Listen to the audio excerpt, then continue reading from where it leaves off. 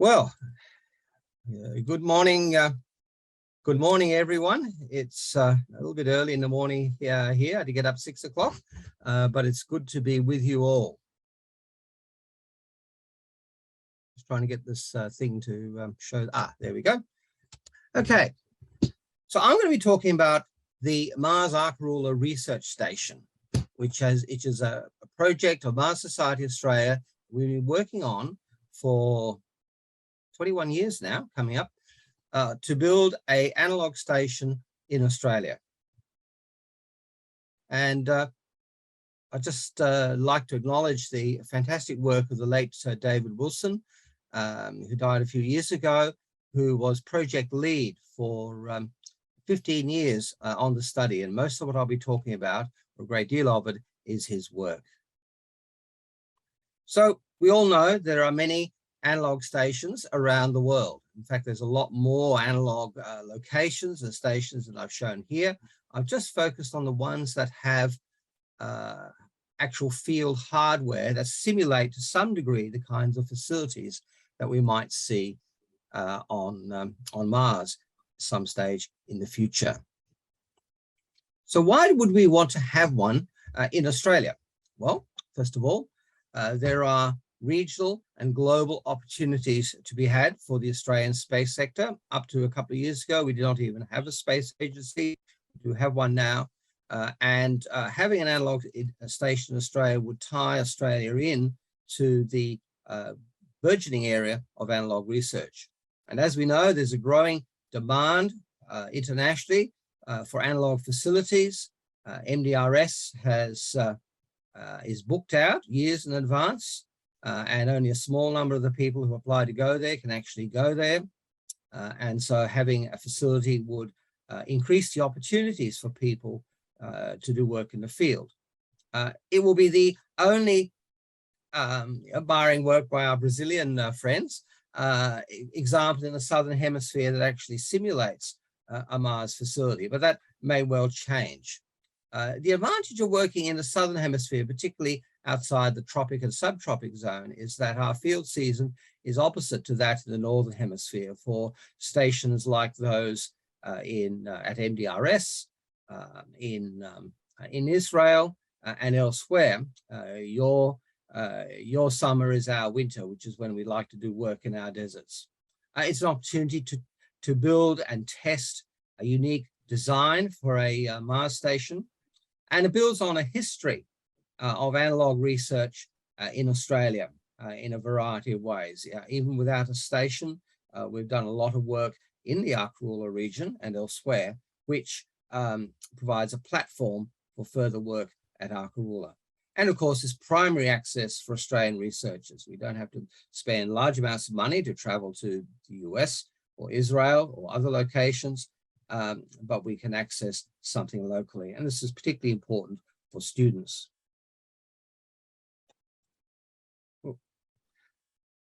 So our work goes back to 2001, when we, along with some people from the US Society, like Carol Stoker and Larry Lemke, went on an expedition to look at analog sites in South Australia and the Northern Territory to build, to establish the station. And it became very clear that these sites of interest are clustered within areas of approximately 100 kilometers radius of a suitable starting location.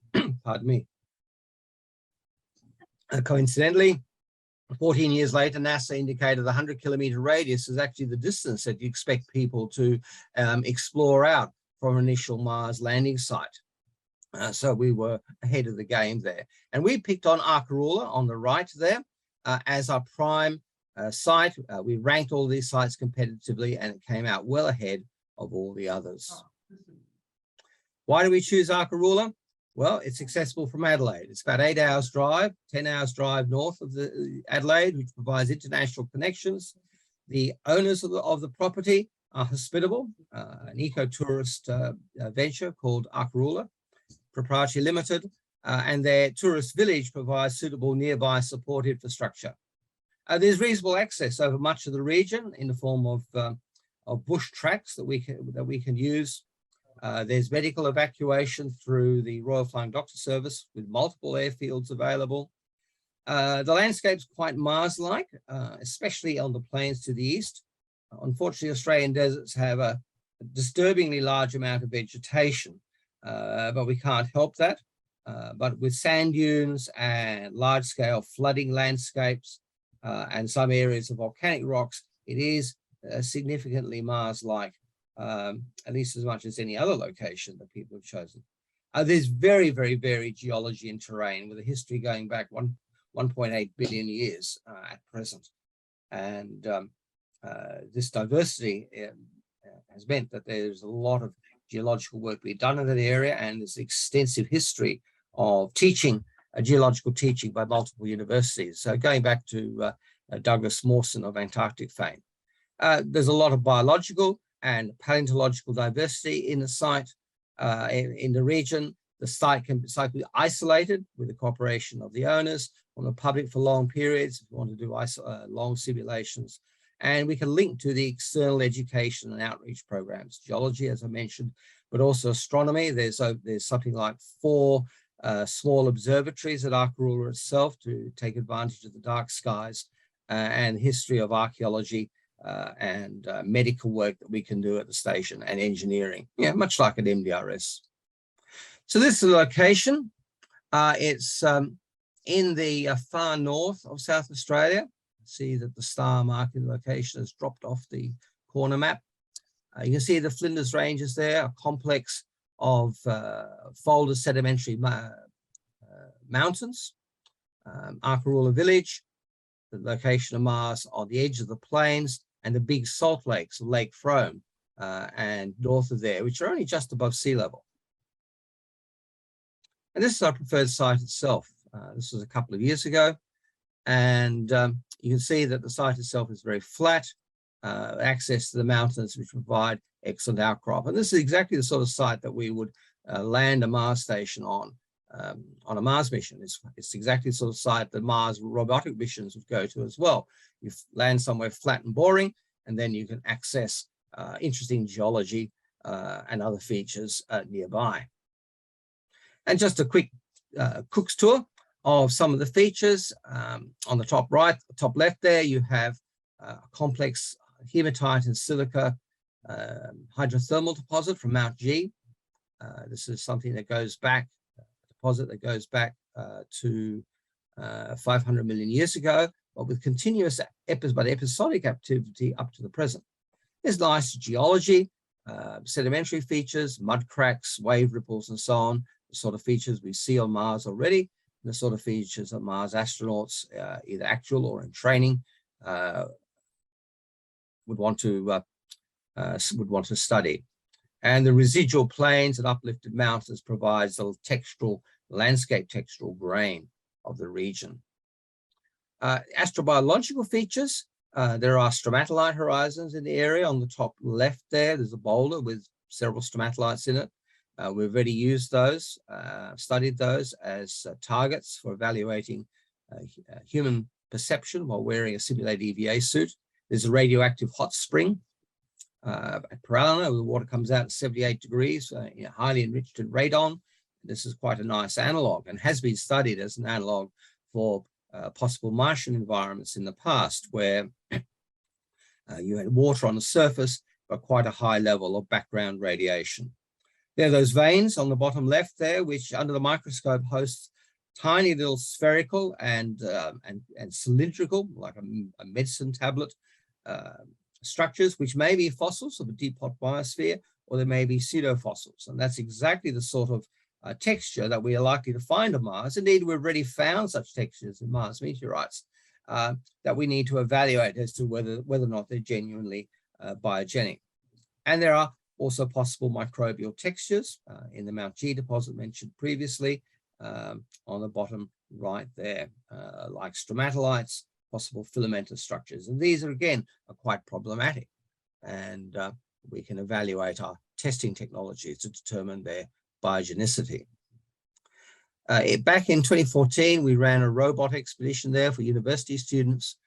We looked at different robot designs.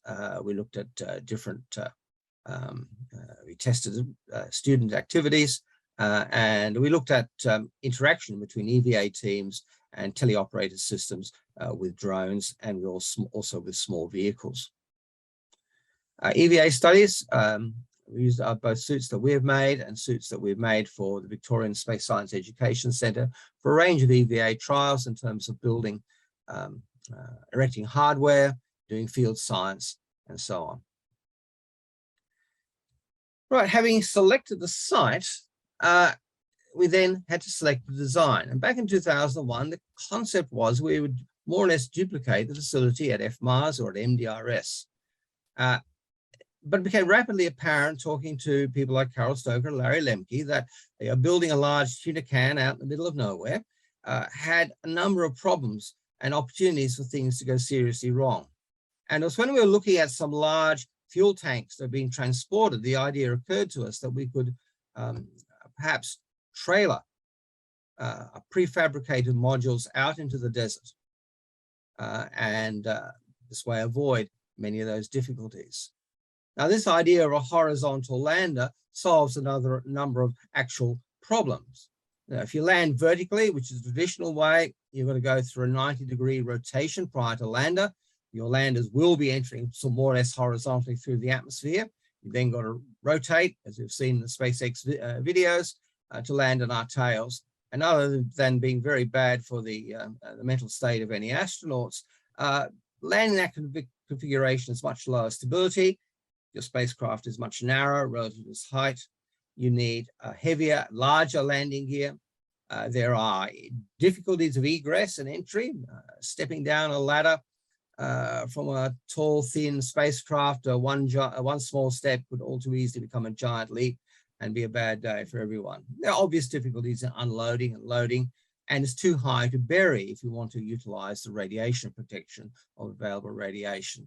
Whereas a horizontal lander avoids all of these issues.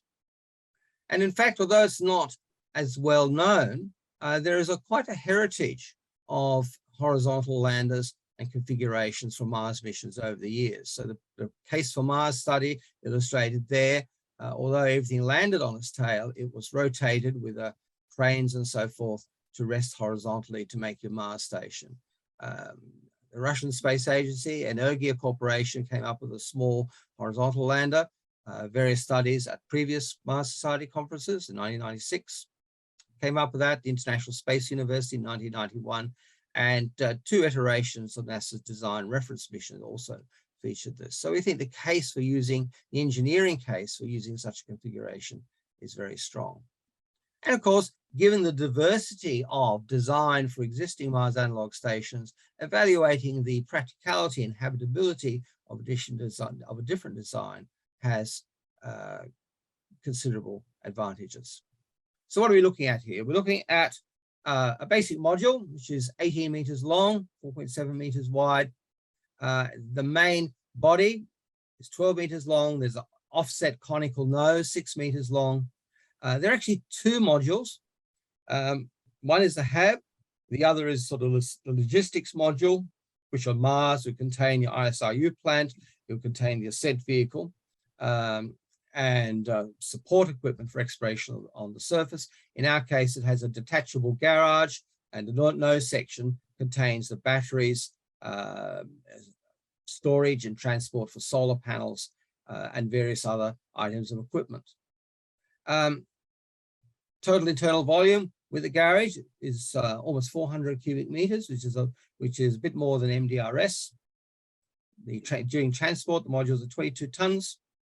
Seating height's it's low, but it's acceptable, 2.1 meters, and it's designed for a crew of 8 under normal operations, or up to 8. More people can be accommodated if you use the garage as a bunkhouse for short periods, like for example with a student trip. And we designed it for a 28-day basic mission. All systems are electric, solar powered, batteries, grey water recycling, which off-the-shelf systems allow 80% recycling. Residual wastewater to be stored and disposed of at the end of the mission. Incinerating toilets, which have proved problematic in the past, because of the load they provide on the generating system. But if you have a large, if you're a solar electric system, you can have a large battery, which will smooths out the power supply issues and will incinerate a combustible waste on site. And here's the interior of the habitat. An upper deck has the cabins, a mess deck, and a nose, which in an actual mission would be where the crew would sit during landing. And this could be reconfigured as a lounge or a quiet work area. A lower deck that has an airlock at each end, and a laboratory, a medical center, ablution facilities. And we've designed this so that people would normally enter at the rear. They'd divest themselves of their EVA systems, they'd clean themselves up, they could immediately go upstairs, or they could move forward into laboratory space. We've done all the structural design for this, and have explored a number of different configurations for the interior. This is a representative one. Here's the garage, or the support module. See, the garage is just a large shell. It would, if necessary, house a large analog pressurized rover, which is a separate project of ours. The forward section we would use for batteries, the incinerator, and various stores.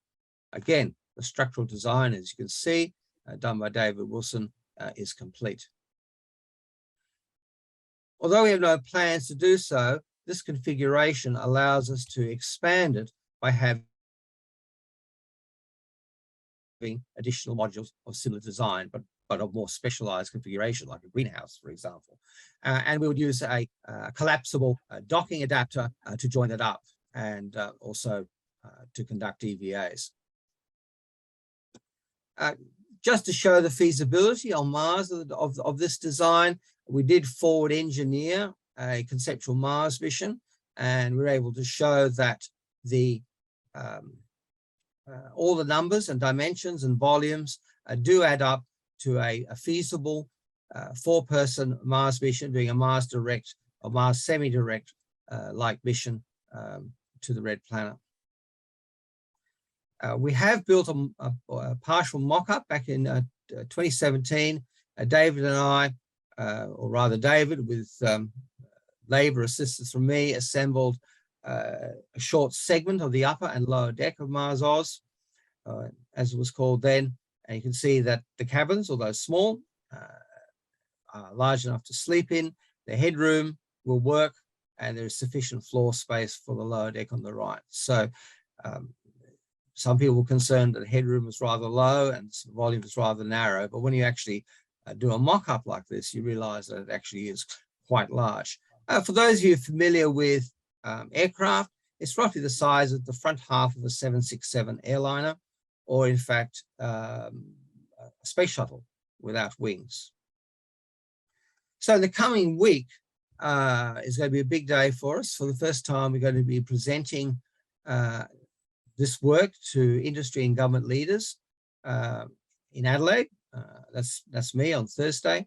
And we're going to be pushing very hard that we get corporate formal partnerships with government and industry institutions, and critically funding to enable the final design. The structural design is complete, but we need to integrate the different interior configurations. Bureaucracy follows us everywhere, so we'll need to get site permissions and environmental and native title clearances. Robert has promised us $250,000 Australian, a little bit more now since our dollar has gone down a bit, once we start constructing. And our current costing would suggest it's about $2 million, which sounds like a lot of money, but that's a modest-sized house in the Sydney suburbs these days. Once we commence construction, this will be in Adelaide, and then it'll be tested out in the field and commence operations. And we envisage with our partners to be running it along lines similar to MDRS with on a cost recovery basis. So there's the Ark Ruler Mars Analogue Research Station presentation. Any questions? one. Can he hear me? Can you hear Can you hear? from the seats? Dr. Clarke, can you hear the question? I didn't hear a You might question, have to come sorry. up. We'll get you on video that way. My question had to do with, I really enjoyed the presentation, but how far are you from a city or any other form of civilization? Well, it's about 8, depending on how fast you drive, it's about an 8 to 10 hour drive from Adelaide, which is the capital of South Australia, a city of about 1.5 million people. That's where we build it. It has an extent. It's the location of Australia's space agency, fortuitously. So it's a long history of space engineering and space research and other forms of science and technology. So that's a good location. There's an international airport. People fly directly to there and drive. If you're really keen, you can fly up to Arkaroola. There's an airstrip for the village. There's also, for a larger aircraft, there's an emergency all-weather sealed runway. So by Australian standards, in the Australian outback, it is quite accessible. Yes, please. You have another question? Hello. Oh wait, I don't have this. Hi. I was just wondering, how often do you actually get to be like doing field work, or is a lot of this like on the desk and then like every so often you just do field work? Yes. Well, at the moment we go up to Arkaroola when we have a particular project to do. And of course, thank you, COVID. For the last 3 years, we've done very little. Last time we were there, we were assessing different site options. We ran a big robot expedition there in 2014. We did other robot trials and field science and suit trials there in 2016. And we've been that periodically before then as well. Because it's an established village, accommodation is there. It makes the logistics of such visits very convenient. When we build a station, as with MDRS, we would envisage it being used during our autumn through to spring period every year, once we get it going.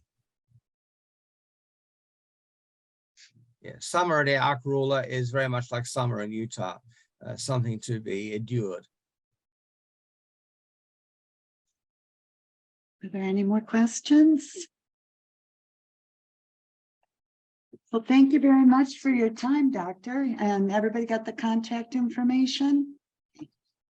Yes, there's email there. If you want to photograph their screens, there's mine.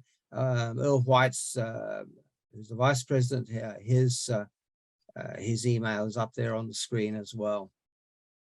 Okay, perfect. Well, thank you. And thank you for being timely. Thanks for joining us. Thank you. Thank you. See you around.